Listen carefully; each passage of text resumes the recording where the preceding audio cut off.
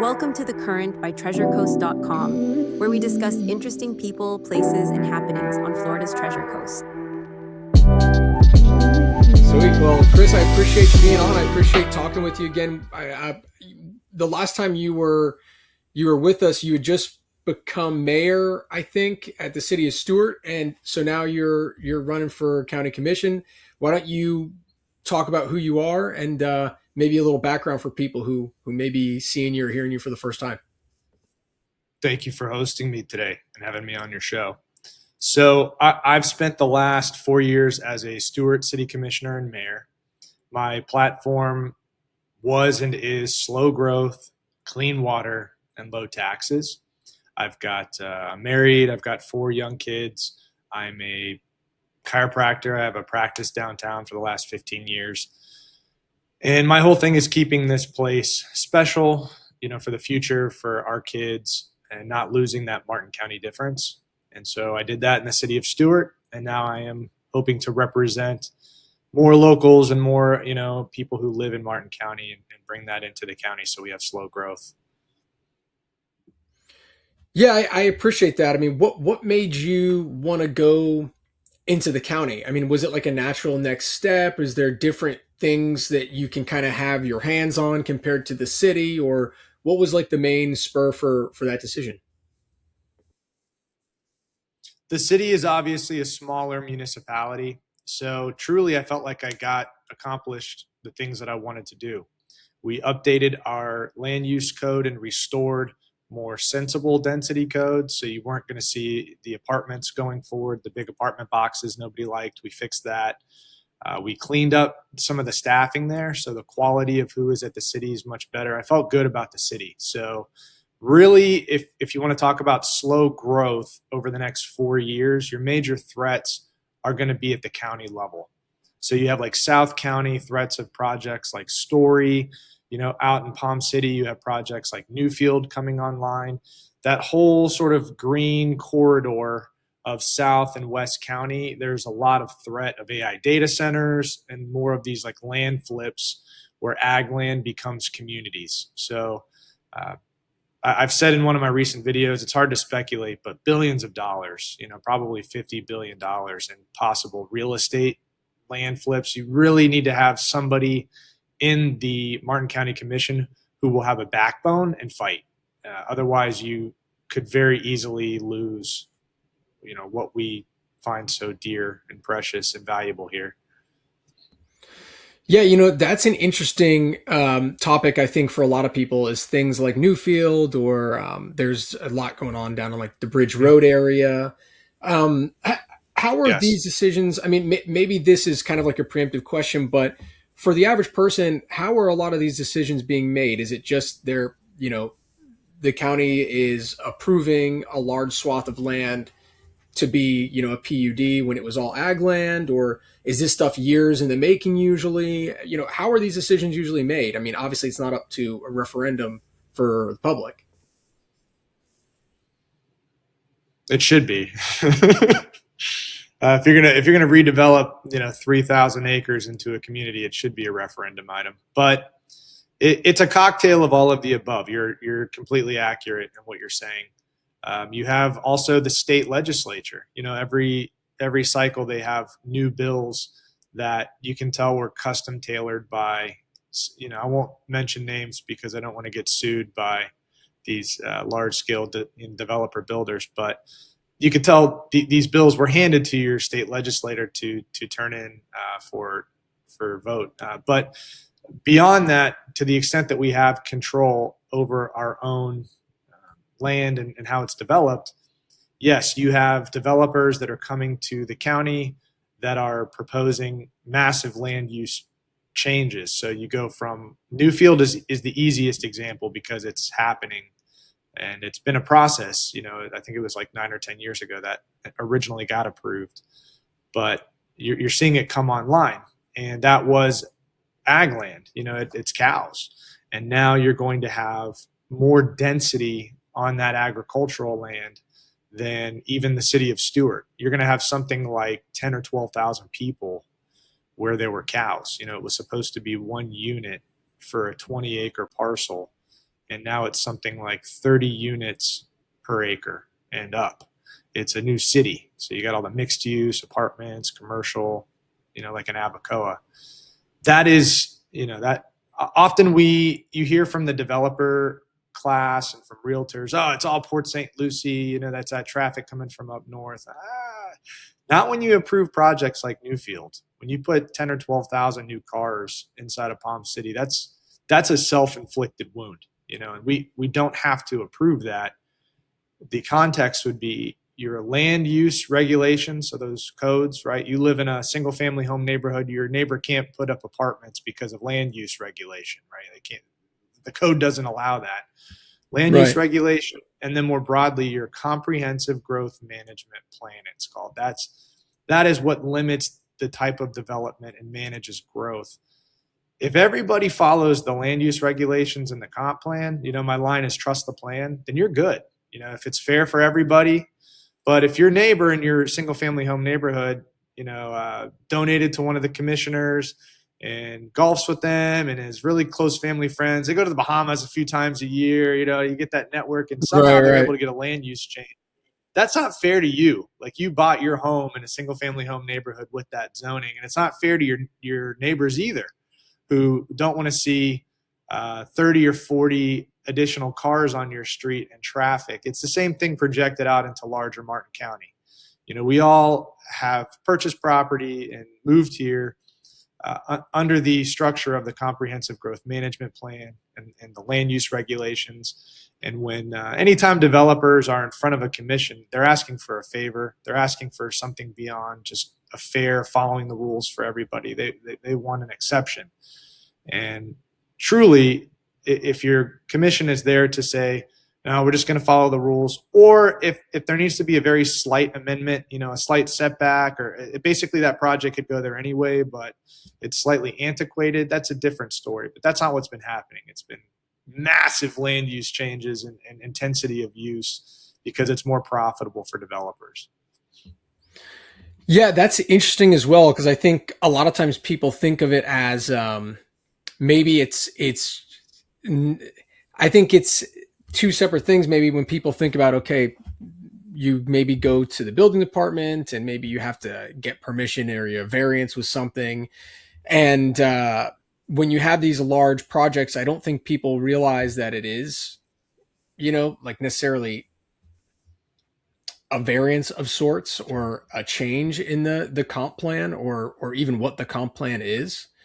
I'm interested from your point, is that pretty much what slow growth is to you? I mean, I know we've talked about this before, but I think it was kind of on the city level. I guess it's the same on the county level. Slow growth is following the plan and, not allowing these large swath changes to the plan or land use regulations. There's layers to it. I would say one is maintaining your intensity and density and height. You want to maintain 4 stories and under. You don't want to grossly increase the intensity and density beyond what the code says. So that would be like, follow the plan. But it's not just outside of the urban services boundary. It's not just with ag land, even within the urban services boundary. And this has been a contention of mine is, in the city, just because I was in the city of Stuart, just because it's not ag land doesn't mean that you also need to make sure that you follow the density and intensity. So even inside the city, we were restoring sensible density codes so we didn't end up with, 4-story apartment boxes all through the city. That's not what people want either, and that kills traffic. So even inside of the urban services boundary is respect that density and intensity. So both outside and inside. On the outside, don't turn ag land into AI data centers and new communities. Inside, maintain that charming, even within the city, that charming look and feel and traffic flow as much as possible that made, the city of Stuart the most beautiful seaside town, and then Martin County in its rural charm as well. What are some other things you're running on? I know like taxation was a big thing. Taxes at the city level, I think, were decreased for all, if not most of your tenure, I think. I mean, what are some other things that you're running on alongside growth or maybe are parallel to it? That's Yeah, that's a great segue is property tax reform. So you're going to have the opportunity in August to vote for property tax reform, right?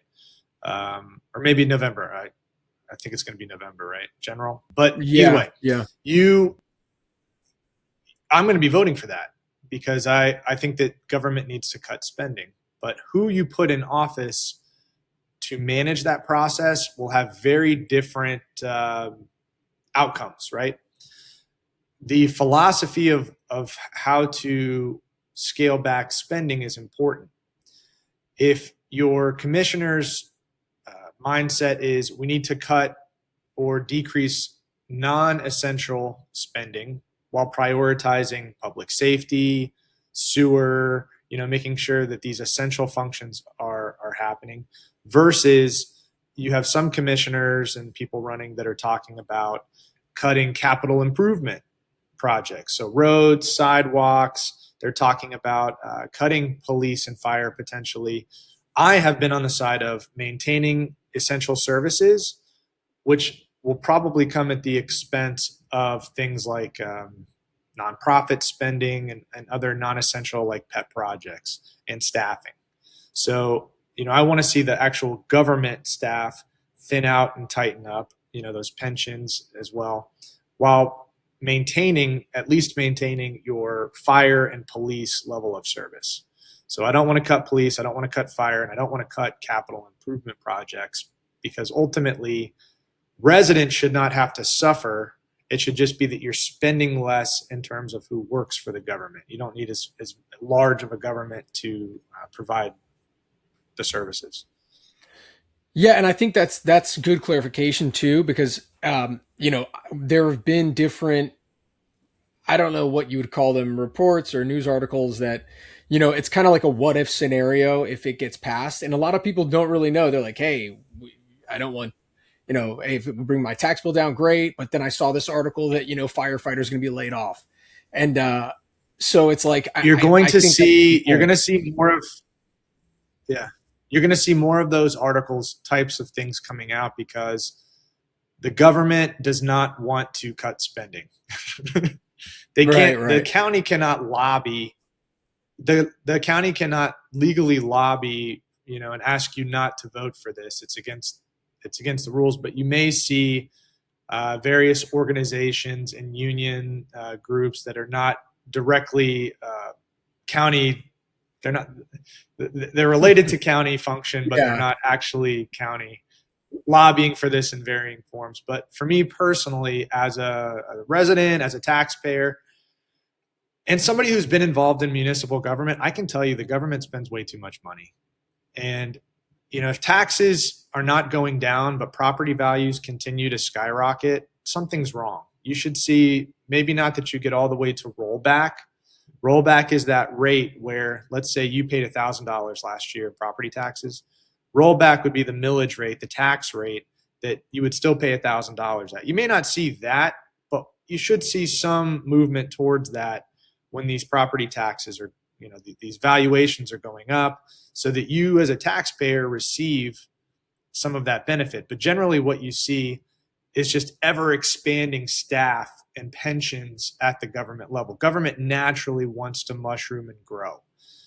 So you need something like this to cut the fat so that government is ultimately just big enough to provide the services, level of service that we need, not as big as it can be based on what the millage rate and property values are. Yeah, and I think that something that's also maybe muddies the waters is not a lot of the public is really aware of what gets paid and who pays it. If it's a federal expense or if it's, what is paid through their property taxes, what is paid maybe on like your state sales tax.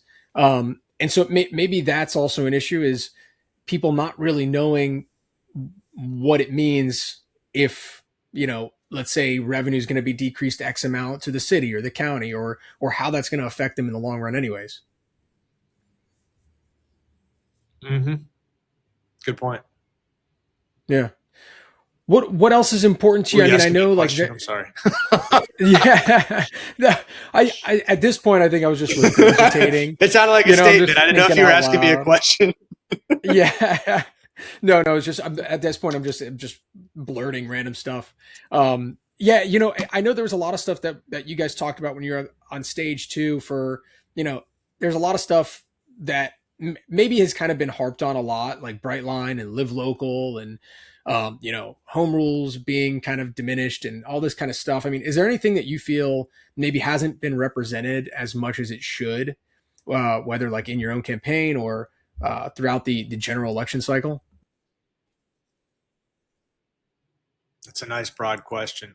I would say, really understanding who is running and the network of people that are around them.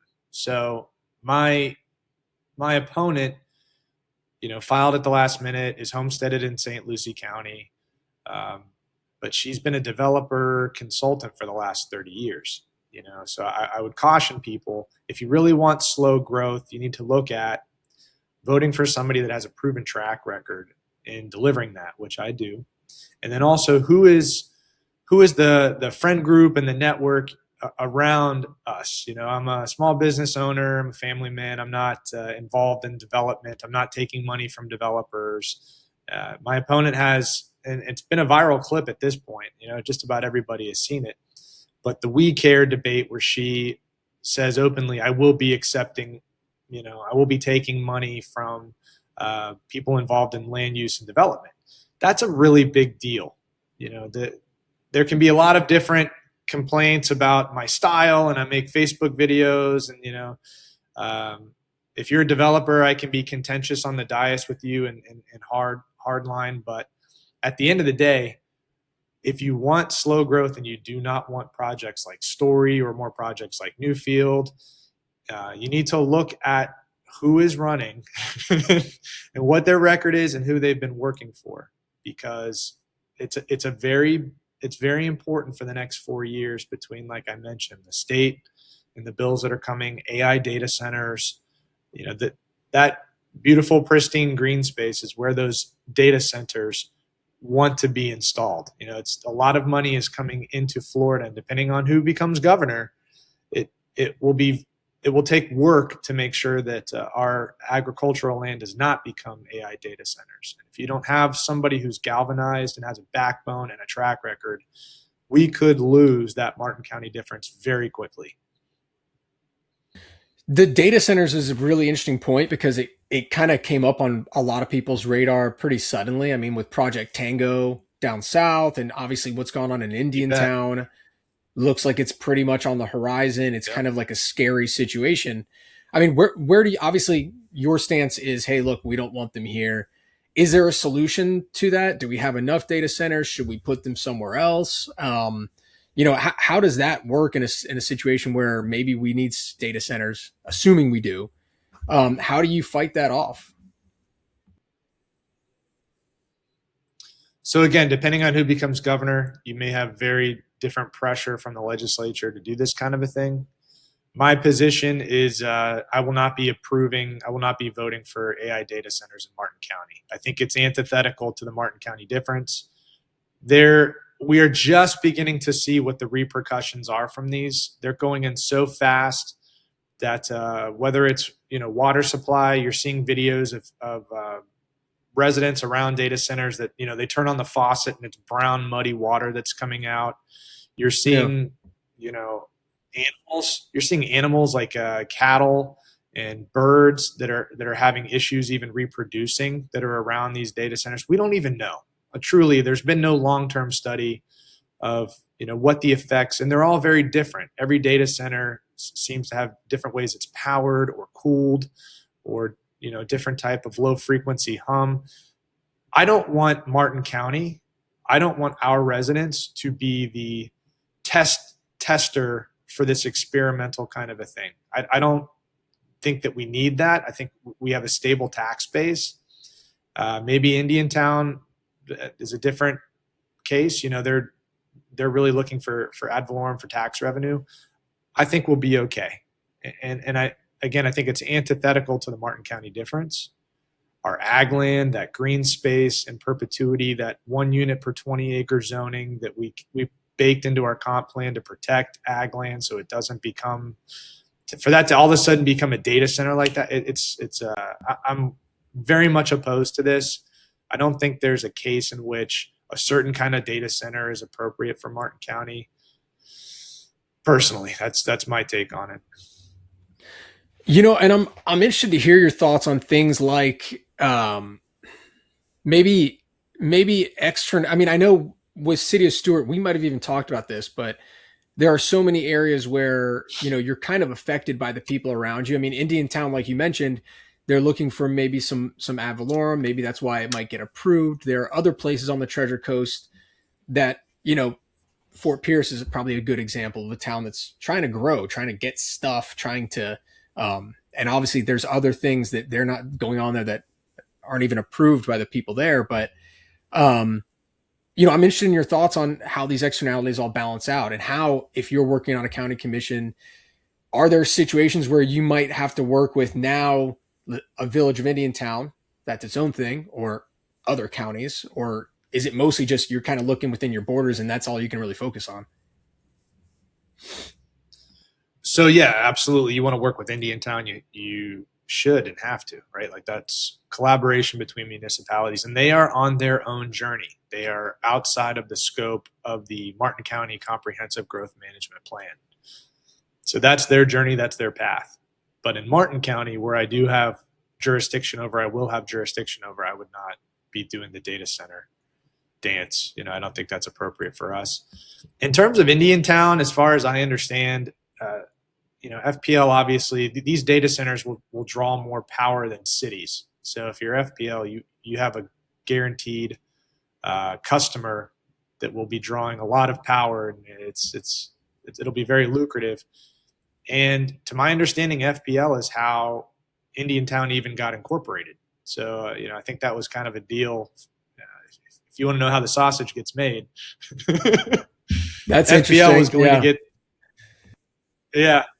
Yeah, that'll be your clip, I guess. That was their. They were always going to get the data center, so it was kind of baked in from the beginning of Indiantown. Wow, that's a crazy thing to think about, because it's also I'm not 100%. That's what I've heard. That's been the rumor anyway. Yeah. No, for sure. Yeah. We can kind of take it as like a conversational thing that doesn't have to be 100% necessarily. But I mean, it is interesting because to me, it's like Indiantown. It's like, okay, great. It's rural. It's smaller. It's kind of still got like an older Florida vibe to it, or more. It's like, okay, Indiantown. Yeah, and of course, that's where they're going to go, and like they're trying to take advantage of a small, quaint town. That's not going to work if you go into Sailfish Point in Stuart. Well, it just seems kind of like an odd situation for them to be dealing with. And you had mentioned water, so I think it'd be interesting to talk about that before we finish up. I mean, when it comes to things like discharges, with regard to Indiantown, are you talking about the water supply in Indiantown? I'm sorry. No. You had mentioned the water as far as like data centers goes, but it kind of made me think about discharges, and I wanted to kind of cover that before we finished up, just because I know that that's always going to be something where whether it's conservation, whether it's discharges. I think the water quality always comes back to most people, and I'm interested from your point how you deal with that from the county level. So with discharges, there's levels, right? There's quality of water. So quality of water comes from South Florida Water Management District, in particular with how basin management plans BMAPs, right? So if you have a farm and the outflow, making sure it's not filled with fertilizer or toxins. But then with us, what we have scope over in the city and in the county is advocating for no discharges. You currently have with the Army Corps. Army Corps is responsible for volume of water. South Florida Water Management is responsible for the quality. That's a good distinction to have in your mind. But with regard to the Army Corps, they're currently in a new operating management schedule the last couple of years now, or it's called LOSOM, LOSOM. So that new management schedule includes favorable, we used to just be the outlet we were the dumping ground, and now we're starting to hear conversation around harmful algal blooms in Losom. We now are starting to exist as a community. You'd like to see more of that in there. You'd like to see more of the consideration for nearshore reef and seagrass, and you hope that Losom continues to see this area as a resource that you don't want to damage. So that's what you want to see with Losom. But we're currently within Losom. We're in a 5-year period, 3 to 5 year period, where we're not supposed to be receiving discharges, because at the kickoff of Losom, we did receive a period of discharges to help lower the lake level. So currently we are supposed to be in a period right now where we're not receiving discharges, and we haven't been. So in terms of Losom, in discharges, we're in a pretty good position right now. So the energy is going into obviously making Losom better for us over time, but really muck removal. What you're starting to hear is, how do we, now that Losom is happening, now that storage is being built, the EAA reservoir is going to be, increasingly a reality. You're getting storage around the lake coming online. There's less of a need for water to go here. What do we do with this legacy muck?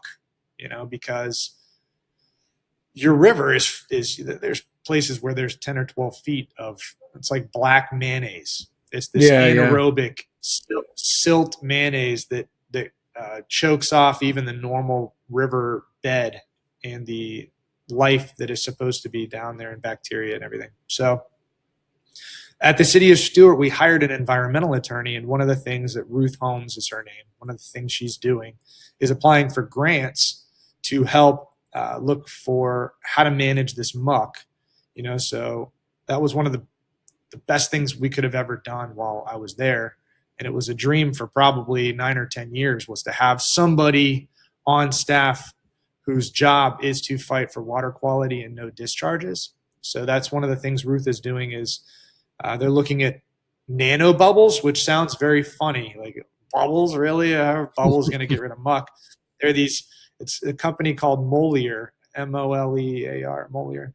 They produce these so small, like many thousands or whatever of these bubbles could fit on your fingertip, but they don't, you think of bubbles as going up, they actually go down and settle. And so over, I believe it's about a 4-year period, these bubbles would be settling down into that muck layer and changing it into an aerobic environment, thereby bringing in new bacteria that will actually help consume the muck. Because one of the issues with muck removal, if you can imagine, right, just like dredging, you start digging or sucking out muck, you can very much damage the river as well. So having a solution like Molier, where you can start to have the muck be consumed from within itself, are these types of solutions where, and I'll make this point, you don't want to just be reactive, right? Discharges are happening and everybody's angry, and that's warranted. It's not good. But in the in-between, what can we do proactively? What solutions can we be looking at within our scope that we have authority over to do to help clean up the river and improve the water quality? Because ultimately, along with zero discharges to the St. Lucie, your goal should be that your kids and my kids could throw a line over here and pull out a fish that you would feel comfortable eating. And none of us feel that way. And until that muck, that toxins that are in it are removed, that won't be a reality. So that's my goal. And I think, most of us who live here feel that same way. Well, I think that offers a little bit of hope too, because look, absolutely. I appreciate it. If the river can heal, man, if we allow that river to heal, it can heal if we stop damaging it. Yeah, absolutely. Yeah, and I think that's a good point too, like being reactive versus, because a lot of times it's kind of like a chicken and egg thing. A lot of times people think like, hey, look, what's going to come first, or discharge is coming. Does the muck get removed? Or are we going to get more discharges? What's going to happen? And I think it's interesting. It's interesting to hear that there's like different solutions, like the bubbles that you had mentioned, because of course, when I hear muck removal, like most people, it's probably like you had mentioned. I imagine a big, front loader coming in and trying to scrape as much as it can and seeing what they can do. I would say generally, how you attack what has happened to the river, because you've had 100 years now of discharges and destruction of the St. Lucie, but multi-tier, okay? You need to be looking at investing into the St. Lucie River as a resource so that, agencies are less likely to want to destroy it.